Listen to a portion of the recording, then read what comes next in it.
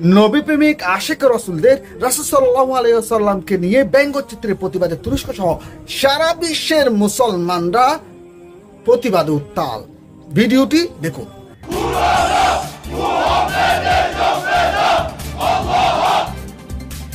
মহানবী হযরত মুহাম্মদ সাল্লাল্লাহু আলাইহি সাল্লামের ব্যঙ্গচিত্রের প্রতিবাদে উত্তাল তুরস্ক। ম্যাগাজিনের কর্মকাণ্ডকে উস্কানি আখ্যা এরদোগানের।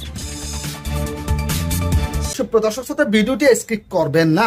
আপনি যদি মুসলমান হন অবশ্যই ভিডিওটি আপনাকে দেখা উচিত। কেন দেখেন, কেন বলতেছি, আগে একটা হাদিস বলতেছি, তারপরে অন্য একটা বিষয় বলবো। লা ইউমিনু আহাদুকুম হাত্তা আকুনা আহাব্বা ইলাইহি মিন ওয়ালিদিহি ওয়া ওয়ালিদিহি ওয়ান নাস আজমাইন। এর অর্থ হলো তুমি ততক্ষণ পর্যন্ত প্রকৃত মুমিন হতে পারবে না যতক্ষণ পর্যন্ত তুমি তোমার মা বাবা সন্তান থেকে রাসূল সাল্লাল্লাহু আলাইহি সাল্লামকে বেশি ভালো না বাসেন। তাহলে বেশি ভালোবাসতে হবে কাকে? মা বাবা সন্তান থেকেও রাসূলকে।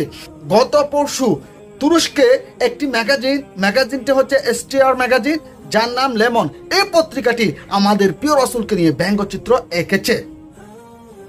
এটা নিয়ে তুরস্কের প্রেসিডেন্ট নিজেও তীব্র নিন্দা প্রতিবাদ জানিয়েছে। সাথে সাথে সাল্লাল্লাহু আলাইহি ওয়াসাল্লামকে অবমাননাকারীদের আইনের আওতায় আনার হুঁশিয়ারি দিয়েছেন তিনি।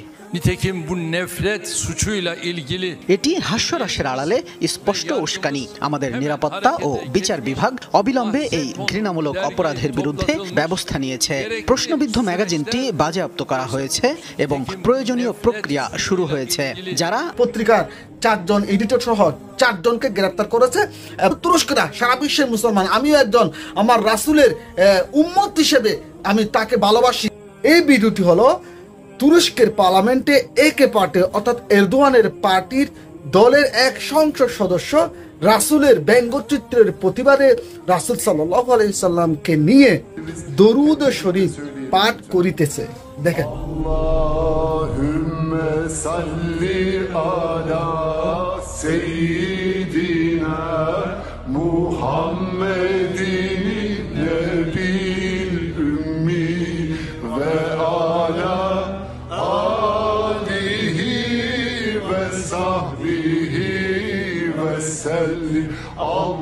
Allahümme salli ala seyyidina Muhammedin nebiyyil ümmi ve ala alihi ve sahbihi ve sellim।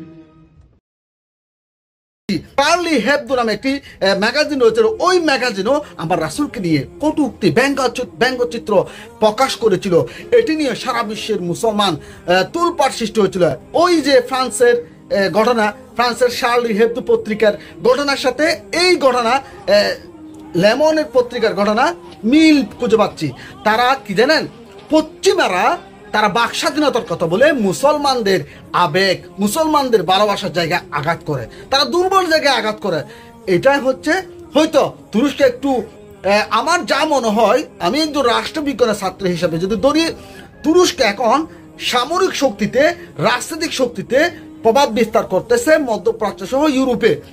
এই প্রভাবটা ঠেকানোর জন্য তারা হয়তো এটা চক্রান্ত করে এইরকম একটা ন্যাক্কারজনক ঘটনা সাজিয়ে গটিয়েছে। এটি আমার ধারণা। আপনাদের কি ধারণা আমি জানি না। আল্লাহ যেন আমাদের প্রিয় রাসূলের শান, মাল, ইজ্জত, আব্রুকে আমরা যেন হেফাজত করতে পারি, এই আমরা চেষ্টা করব।